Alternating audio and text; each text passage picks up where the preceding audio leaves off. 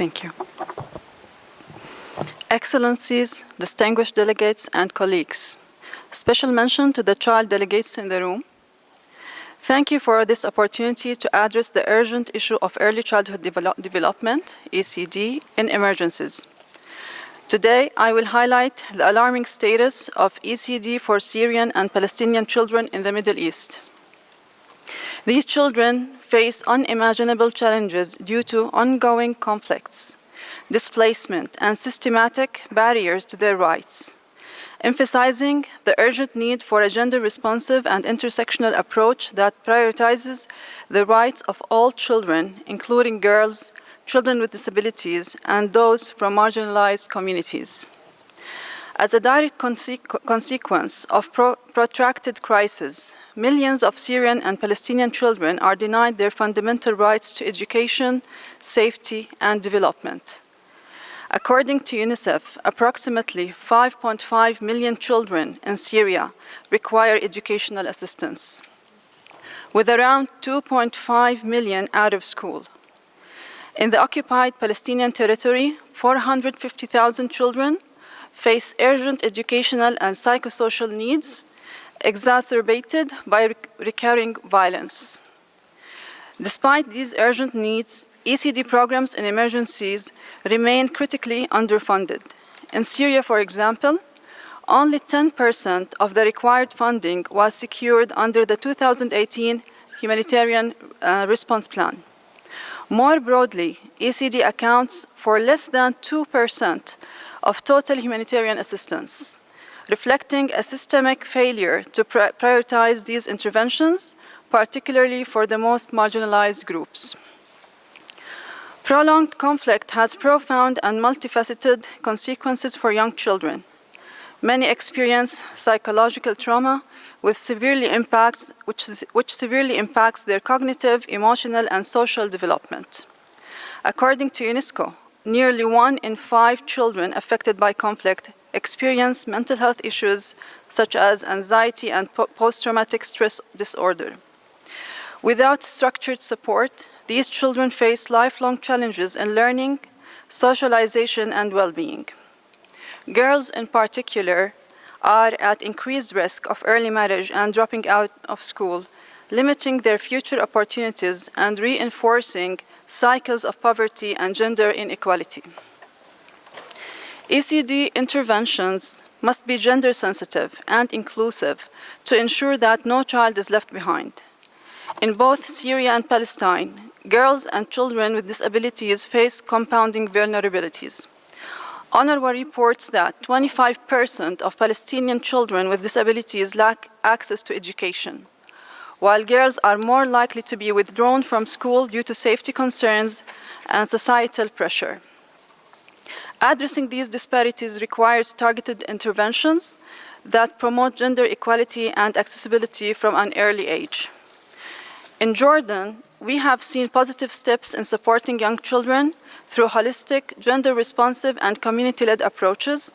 Some of the initiatives that stood out included, first, the First Steps Big Step project, which was delivered in partnership with the Ministry of Health. This program enhances parenting support and childcare services within the health sector. The project applies behavioral science to improve parenting practices and is being expanded with national health authorities. It includes gender-sensitive approaches to caregiving, recognizing the role of both mothers and fathers in early childhood development. The second initiative is the Syrian Refugees Parenting Program, which was adopted the Health, Early Learning and Protection Parenting Program for Syrian refugee parents. The program mainstreamed gender reflections, ensuring that both mothers and fathers were engaged in raising children equitably and challenged harmful gender norms from an early age. A third project was Rawdati, designed to prepare 5 to 6-year-old children from Syrian refugees and Jordanian host communities for school.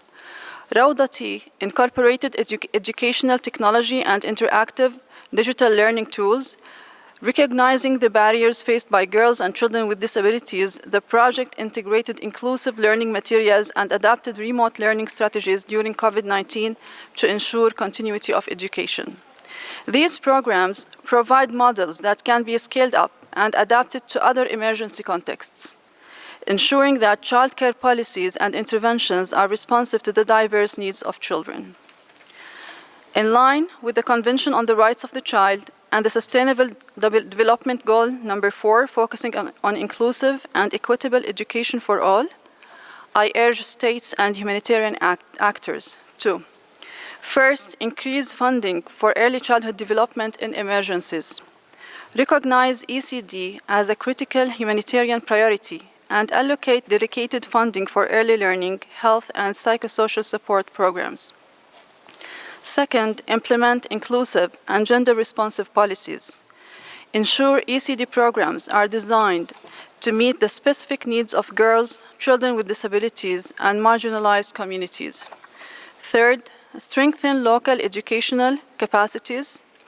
Invest in local ECD providers and train teachers, health workers, and caregivers to integrate child rights principles, gender equity, and trauma-informed approaches into their practices.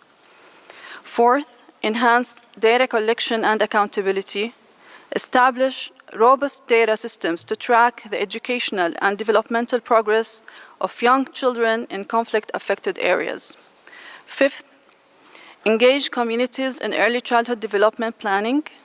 Work closely with parents, caregivers, and community leaders to ensure that child care programs are culturally relevant and locally owned. In conclusion, the challenges faced by children in emergencies urge the global community to take action. It's essential to ensure that all children, regardless of gender, ability, or displacement, have access to quality early childhood development. As we come together, we should commit to changing policies and funding to protect the rights of vulnerable children and work towards creating inclusive societies that support every child's potential for a brighter future. Thank you.